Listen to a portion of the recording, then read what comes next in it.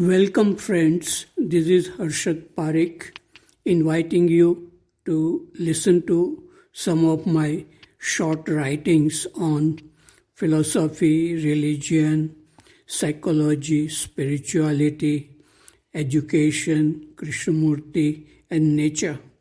I hope you have a good listening.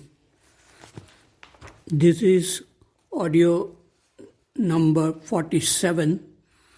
Article 280. It is about crime and corruption. 2 days ago, I was walking on the main road in this city and taking some photographs with my mobile camera. A young man saw me and started talking with me. He thought I was working for a local newspaper. He said, "Every day crimes are committed in this city. The criminals are caught by police, but they are released after taking bribe from them. The Prime Minister should be informed about this corruption in his own state. Only he can do something about corruption. The hands of the criminals must be chopped off so that they never again do any crime. Everyone in this city knows about corruption, but people are afraid to report it. You can write in your newspaper about this." I told him that I was not working for any newspaper. I am interested in the cleanliness and greenness in the city. I was going to the office of the municipal corporation to discuss this problem. Politicians cannot solve the problem of corruption because politics and politicians themselves are involved in corruption. In the recent ongoing election for the member of parliament, each political party has given tickets to corrupt and criminal rich people. A political party at the most can build roads and industries, can provide jobs and raise the standard of living, can even remove poverty. But it cannot make people good and honest, happy and free from addictions to smoking, drinking, and drugs. Article number 281. It's about judging people. In 1929-1930, during Adyar gathering, Krishnamurti said, "No one can know another wholly, completely.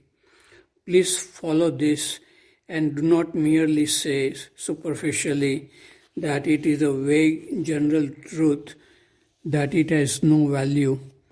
I cannot know you, however much I may have made myself wholly, purely incorruptible.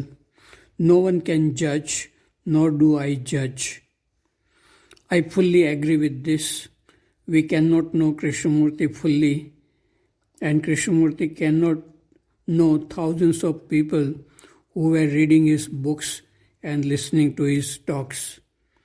But Krishnamurti seemed to be judging few days before he passed away by saying that no one had understood his teachings fully.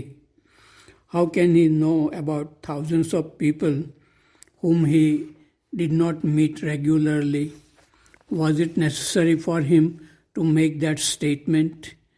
He had done his work passionately for 60 years. In my view, he made a great impact on many people all over the world. Article number 282. It is about a dialogue on awareness. Today, Sunday, was a pleasant sunny afternoon. We had a long, interesting dialogue from 1 p.m. to 4 p.m. There were 8 of us sitting outside on a green grass lawn facing the blue Pacific Ocean. The dialogue was on the nature of awareness. How do we see objects thoughts, and feelings. What is required for insight to take place, which dissolves the problem-making machinery of thinking? Is it possible to help people through talks and dialogues? It was good to ask challenging questions and listen to each other in the friendly atmosphere of inquiring together. Article number 283 is about walking alone in nature.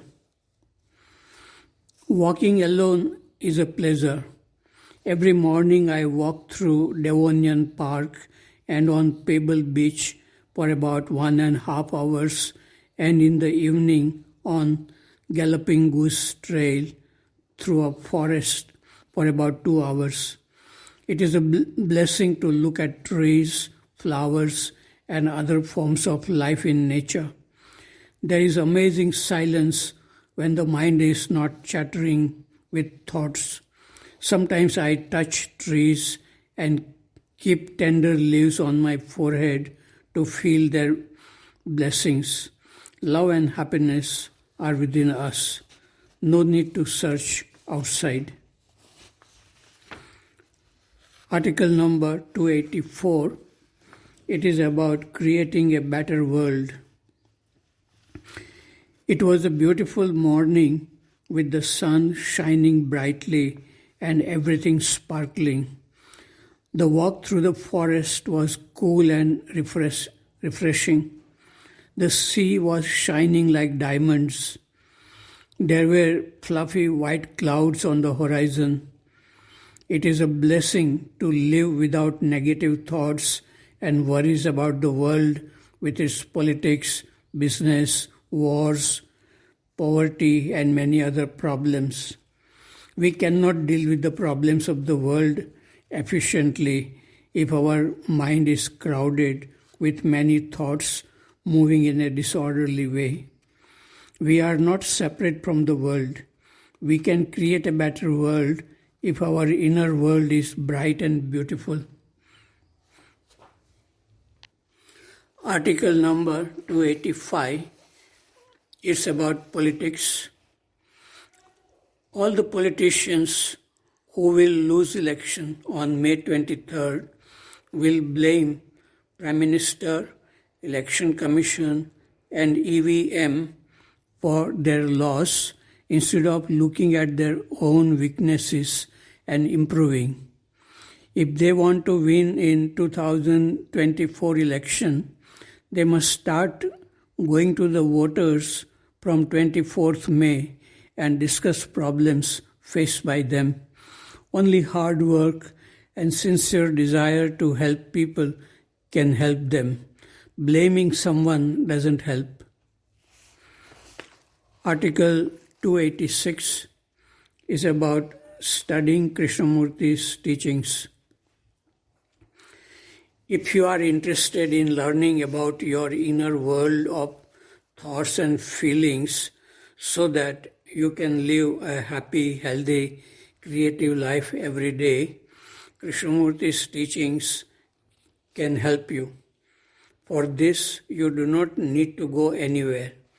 You do not need to go to study centers or attend retreats and talks given by experts on the teachings. All you need is a book of Krishnamurti and a quiet place in your house or a library or a public garden.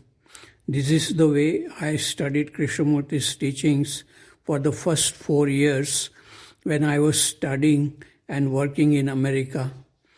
I did not discuss with anybody. What I read in Krishnamurti's books began to affect my way of looking at the inner and the outer worlds. I realized that most of our problems in relationship are created by us only, and we have a habit of blaming others. We need an alert mind and curiosity to look at how we react quickly from previous knowledge in our relationship with people and nature. Freshness in looking and listening comes only if we remain curious about how problems arise in relationships. Problems like fear, anger, jealousy, conflicts, etc. Deeper questions like, what is this I or me, from where it comes? And keen observation of thoughts and feelings are necessary to have impact on the quality of our daily life. However, if you can afford, you can visit Krishnamurti study centers in India or abroad. They are naturally beautiful and quiet places where you can read Krishnamurti's books, watch videos, go for walks alone in nature, and discuss with people if they are friendly and helpful. The true treasure is buried within you. You have to find it yourself. If you are not ready for the inward journey, even Krishnamurti himself cannot help you. Article number 287, it is about fear of freedom. Today I received an email from a friend in which he sent a paragraph from Krishnamurti's talk. This is the paragraph. When there is only the organism without the self, perception, both visual and non-visual, can never be distorted. There is only seeing what is, and that very perception goes beyond what is. The emptying of the mind is not an activity of thought or an intellectual process. The continuous seeing of what is, without any kind of distortion, naturally empties the mind of all thoughts, and yet that very mind can use thought when it is necessary. Thought is mechanical and meditation is not. The friend wrote that whenever his mind became free of thinking, fear arose. So what should he do? The mind does not want to end because it is afraid of dying. The fear arises because of attachments to the known, attachment to family, house, money, name and fame. Death is unknown. The fear is not of the unknown, but of losing the known. When Ramakrishna touched Vivekananda had the experience or feeling of no thinking. He was afraid and he said to Ramakrishna, "What are you doing to me? I have a family to look after." So Ramakrishna brought him back to the normal state of thinking. Ramakrishna knew that Vivekananda was not yet ready to feel a state of freedom of no self.